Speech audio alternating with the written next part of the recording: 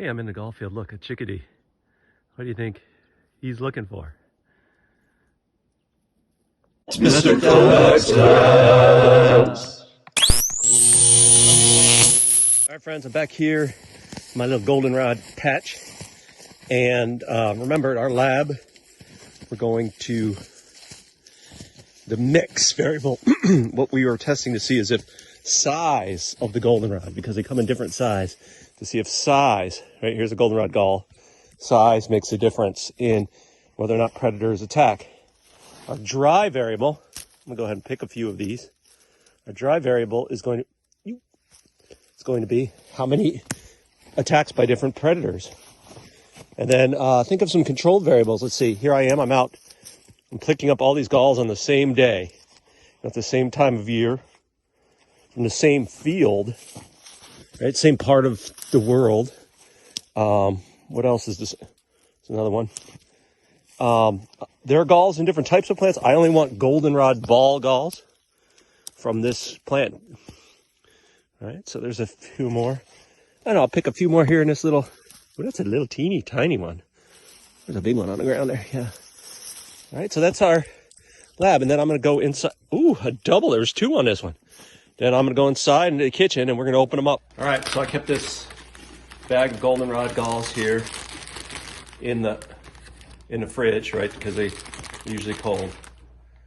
In the fridge, usually get cold. Not too bad. Now I know why the chickadees do it. Safety alert. Do not eat the galls. Okay, so I collected a bunch of galls. I put them in my refrigerator because they don't mind the cold. In fact, they like the cold. That's where they would be right now anyway if they were still outside, right? So now we're going to open up a few of them. And in your part 2 and 3, we're going to open up a number of galls. And then your job is going to be to identify what happened. And we're going to do that by identifying the food chain that each gall represents. Okay, so don't worry too much. You don't need to be a real gall expert, but you do need to pay attention to me and what I'm doing. All right, so just to remind you, when we open up these galls, every gall that had to have had a fly in it. Some of the galls we will open up and the fly will still be there. That means no predator. They weren't attacked. At least not yet, not by this date. Okay? Now, if we open up a gall and it has a gall fly in it, another piece of evidence that it's a gall fly, besides its shape, and it looks like a gall fly, this big round fleshy larva, is that there should be an exit tunnel chewed in there, right? Like an exit tunnel should be chewed to the very edge. So if we find a gall fly, that just means no predator. In order to find predators, well, then we need to find evidence of predators. And luckily, that's fairly easy to do, okay? So if we open up a gall and inside of the gall, at this time of year in January, if there's a pupa in the gall, that's not normal. That is straight up evidence that a wasp has attacked, and inside that pupa is not the fly, but the wasp. There also will not be an exit tunnel because they attacked before the flies would have chewed their way out. So that would be evidence of the obtusiventris wasp predator. If we have to open up the gall, and again, if there's no exit tunnel, but we see a white, fleshy kind of crescent shape, or I like to call croissant shaped larva, that is the G wasp, Gigantea.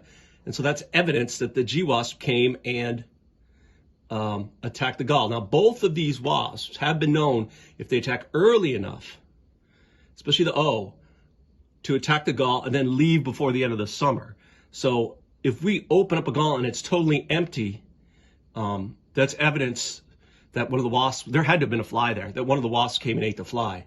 If it's empty and relatively clean on the inside, that's obtusiventris. If it's full of this kind of like brown stuff we call frass, a polite word for insect larva poo, then that's evidence of the G wasp. And then see what else. Beetles are really interesting because beetles, remember, they're omnivores. They'll leave tunnels around the outside of the gall, and they're little rice-shaped larvae, and usually they come in pairs. Usually mommy lays 2 of them in there. There'll be sawdust in there because the beetles had been chewing, and the beetles, if they may have eaten a fly, or often we catch them, they haven't eaten a fly yet.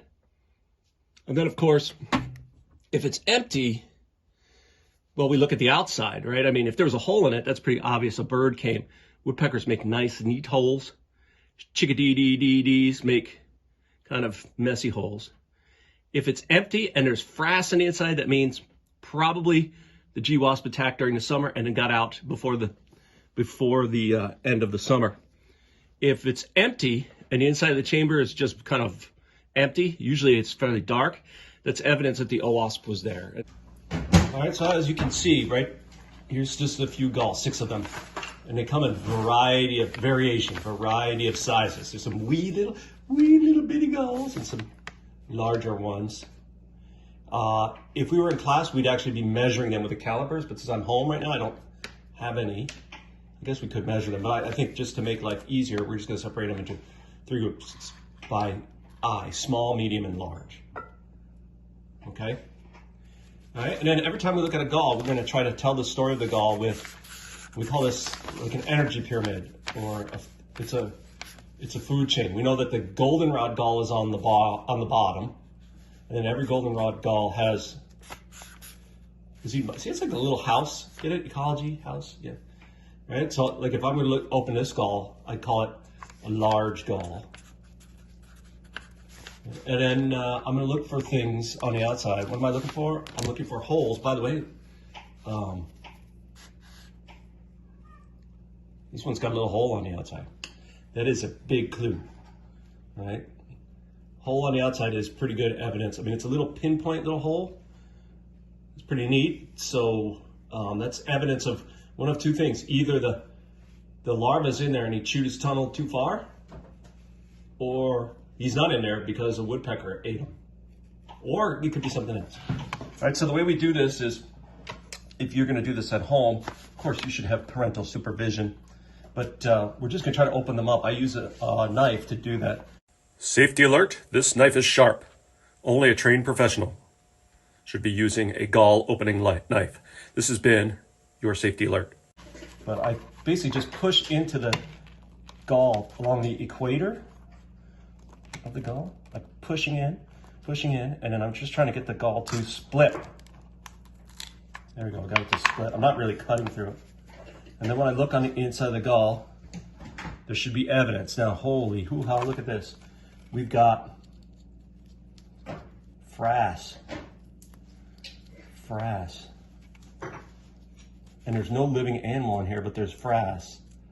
This kind of sawdusty stuff. If you've been paying attention, you know that, okay, it was a gall, it was big. In that gall was a fly. That fly got eaten by something that left behind evidence of frass. That is evidence of Eurytoma gigantea, the G-wasp. But since there's no G-wasp in there and there was a hole on the outside, and it's a neat hole, that's a sign of a woodpecker. So this gall, the story is, in the spring, it started growing. The fly was in there in the summer. In the late summer, the G-wasp attacked, and fairly recently, a downy woodpecker ate the fly. Right? And so that's what I'm gonna do. I'm gonna do that for a whole bunch of galls today and tomorrow. And your job is going to be to help me identify in your part 2 and 3. Right? It'll be fun.